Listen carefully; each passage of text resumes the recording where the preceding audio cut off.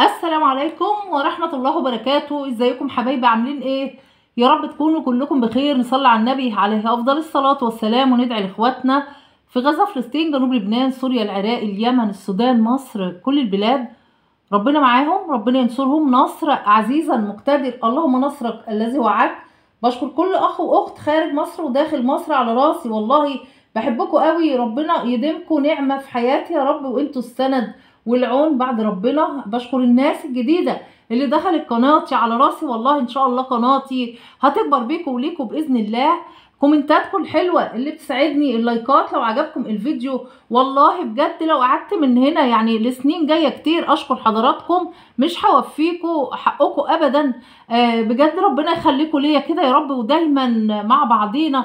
كل الناس اللي في قناتي بحبكم قوي، انتوا فعلا عيلتي التانية. وتعالوا بقى نتكلم النهارده، معانا كذا موضوع. ومعلش سامحوني، انا بقالي يومين ما نزلتش فيديوهات، كنت تعبانه شويه.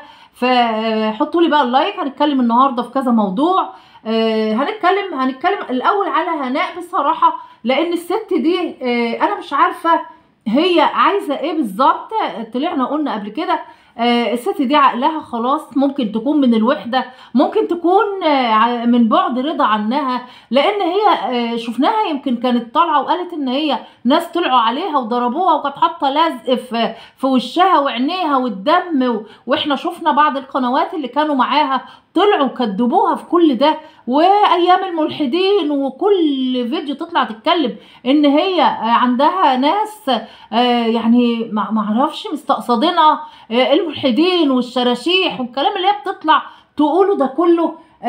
شفناها بجد الست دي عندها حالة نفسية. يعني يمكن الناس كمان المتابعين اللي كانوا بيحبوها، او هنقول القنوات اللي كانت بتحبها والناس اللي كانوا معاها دلوقتي قلبوا ضدها. ومن ضمنهم اللي هي عارفينها الدكتورة رباب وامها، وطلعوا وبرأوا ضميرهم دلوقتي وبرأوا نفسهم ان هي اللي كانت بتقول لهم اطلعوا قولوا وعيدوا، والناس برأت نفسها. بس انا عايزه اقول لكم حاجه برضو يا جماعه، القنوات اللي كانت تابعه ليها وكانت موافقاها عشان الدعم والحاجات دي كلها، انتوا برضو كده هتتحاسبوا.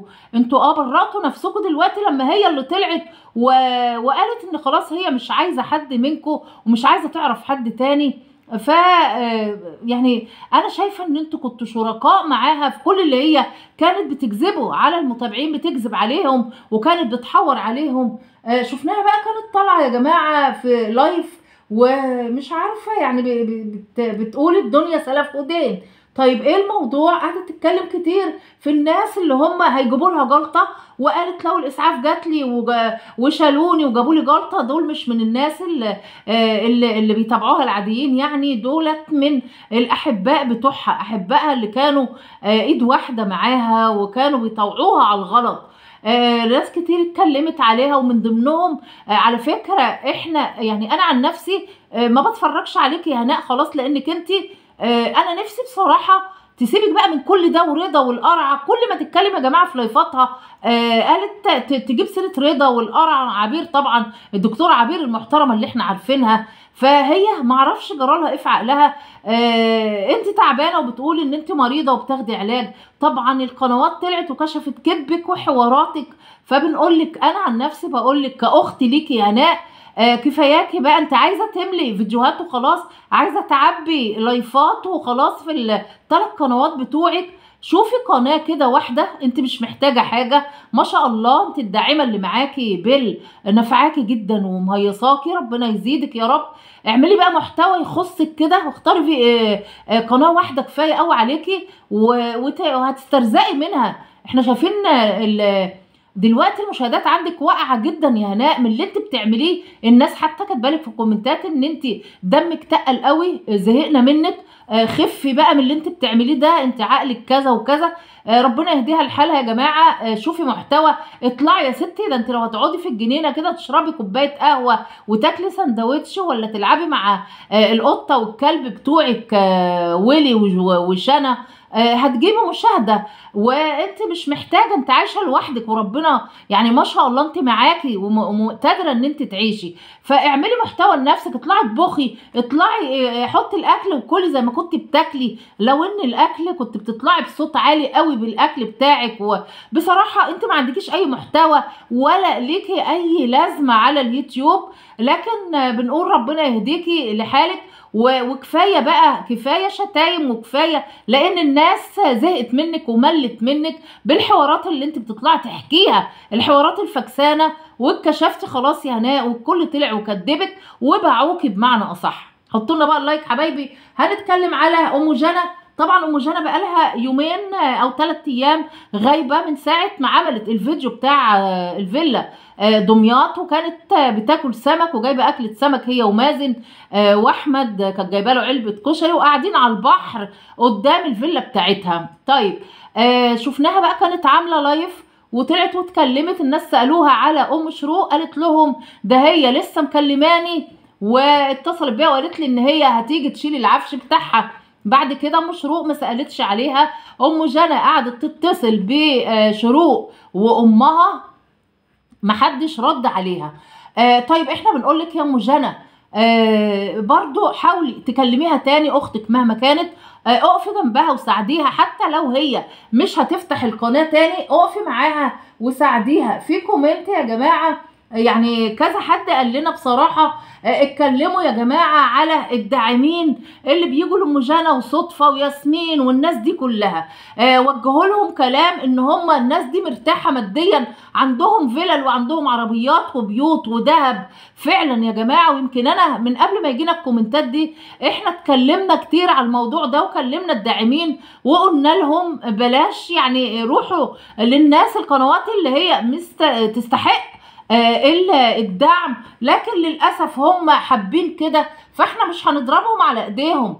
انا بكلم صاحبه الكومنتات اللي كانت بتكتب لنا وتقول وجهوا كلامكم للداعمين. طيب احنا هنقول لهم ايه؟ ما انا مش عارفه احنا هنكلمهم تاني نقول لهم ايه. في قنوات قلنا لهم في ستات متطلقه، في ستات ارامل بيربوا ولادهم، في ستات كبيره محتاجه الدعم ده، لكن للاسف هم بيجوا فعلا على راي كلامكم ان هم بيجوا على القنوات اللي مش محتاجه، اللي قنواتهم مليونيه وبيدوهم بالدعم، زي ام جنى اللي واحده نزلت وادتها 25,000 جنيه في ثانيه. يعني ما هو ده برضو ما يرضيش ربنا يا جماعه.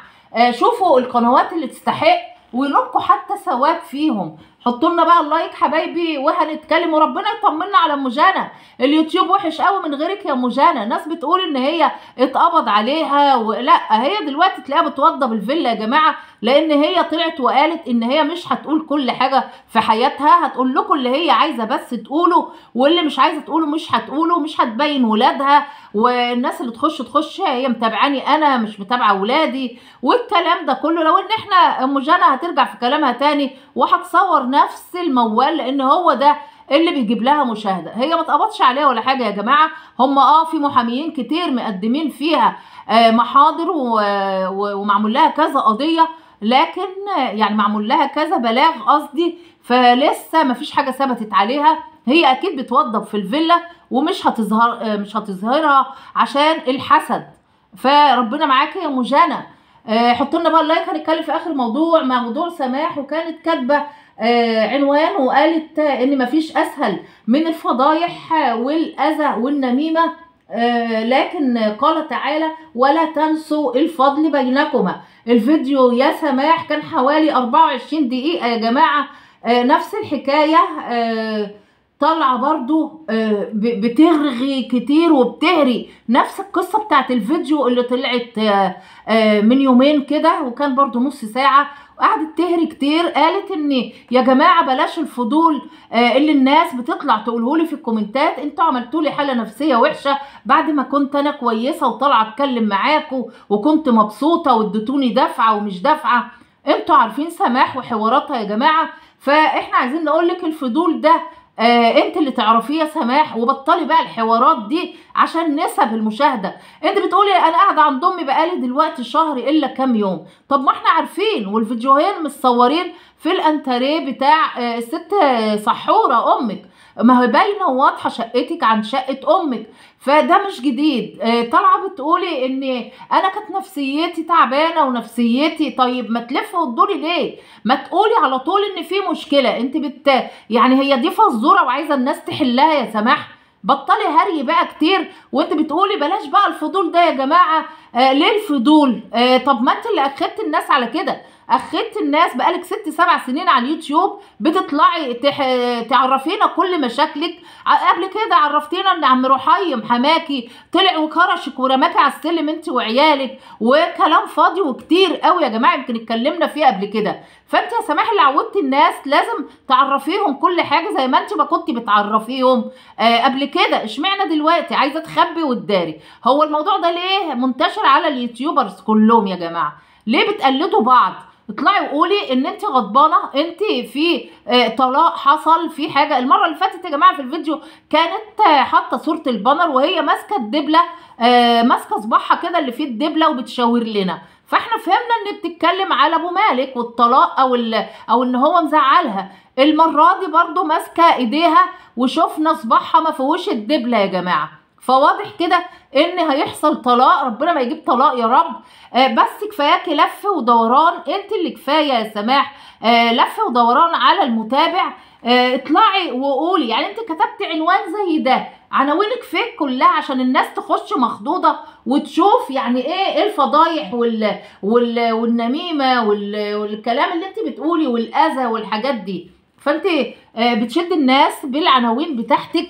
اطلعي وعرفي الناس كلها في ايه بينك وبين ابو مالك، ان كان طلاق حصل او ان كان ان انت غضبانه وهترجعي. احكي للناس زي ما كنت بتحكي لهم. الناس كلها في كومنتات عايزه تعرف وتطمن عليكي. لو عجبكم الفيديو ما تنسونيش باللايك والاشتراك وتفعلوا زر الجرس عشان يوصل لحضراتكم مني كل جديد. والسلام عليكم ورحمه الله وبركاته. باي باي.